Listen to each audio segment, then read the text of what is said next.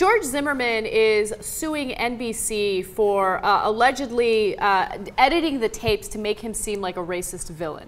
Okay, so he claims that when they aired the 911 call, they made it seem like he had mentioned the race of Trayvon Martin before he was asked, and that after the dispatcher told him not to follow him, he had said okay, but NBC had also cut that portion out as well. Now, on that part, he's right.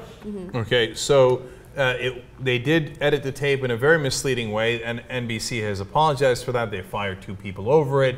And everybody knows that NBC edited that tape, etc. The part I'm not buying is when he says the damage was done, an indelible image of Zimmerman stalking Martin because he looks black, fixed in the public consciousness. No. Look, who thinks that, oh no, NBC's edited version of that tape, which ran a couple of times, is the only thing that people remember? I would say the fact that NBC edited that tape wrong, people remember that a lot more than they even remember what's in the tape. Yeah, and not only that, the NBC tapes came out weeks after the story broke, right? And I remember when we first discussed that story, prior to the tapes airing, we had already come to the conclusion that we thought that race played a role, just because of the fact that it was a young boy, he was unarmed, he was walking back home with Skittles and iced tea, and that you know, you read his weight as opposed to Trayvon Martin's weight. And the most important thing is that Zimmerman had done this over and over again. He had followed young black guys around saying they were trouble, etc. Right? Now, when you look at all of the evidence, you can get it, you know, reach different, reasonable people can reach different conclusions on whether Zimmerman did this because of race or because of other things. He thought that he was a hero, you know, like, oh, he was going to be a cop and he's patrolling the neighborhood, and he was an idiot and got himself into trouble, etc. You can have reasonable opinions about that. But the fact that there was a racial component was not something NBC invented, or it wasn't like after you saw the tape, you're like, oh my God, now I think race is part of it, right? Now, the third part of this is Zimmerman's, through his attorney, says, I do not know because of my situation how I will be able to provide for my wife and myself in the future, so I expect NBC to be held responsible. No, but wait a minute. NBC didn't shoot Trayvon Martin. You're not in prison right now because of NBC. You're in prison because you followed a kid who was unarmed, you stalked him, and you shot him. Now, there's a lot of questions as to how that all went down. That's going to get resolved in court. But NBC didn't make you do that. NBC's a tiny, tiny, tiny part of this story. And if you can't provide for yourself and your wife going forward, it is 99.99999% your fault, not NBC's fault. What NBC did was wrong. Everybody acknowledges that. And if at some point he gets some sort of settlement for that, I wouldn't be surprised. Okay? But it's not like NBC is responsible for his life and his decisions. No way.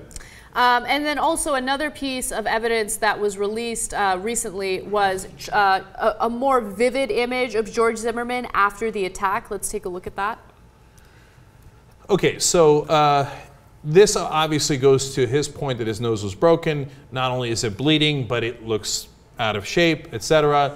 Now, when we had seen it in the past, it, for whatever reason, didn't look like this. It looked like he had a small cut on his nose, but we hadn't seen the blood. We assumed there was, I mean, at least I assumed there was some blood, but but I didn't know how much because we didn't know how much the nose was broken. For example, let me give you context on this that I haven't talked about before. I've had my nose broken 2 different times. Now, once was a tiny little fracture. There was no blood, no nothing, and that's the kind of nose break that Zimmerman seemed to have. Like, I didn't think that his doctor was making it up, but it's no big deal. My nose was nicked. Everybody moved on with their lives, right? And another time, I got my ass kicked and my nose was on this side of the face, right? And in which case, there was tremendous blood. So without this picture, it looked like to be the first kind of nose break instead of the second kind of nose break. What I'm amazed by is, why in the world did you not release that picture earlier? I know. It's very strange that evidence that would actually support his argument is being released now as opposed to months ago when the story first broke. But it still doesn't change the fact that George Zimmerman was the one who pursued an unarmed teenager. And this is what drives me crazy about this. Like, anytime you see evidence like this, we'll get emails like, oh, when are you going to admit you were wrong about Zimmerman? Never, because it is not at all pertinent.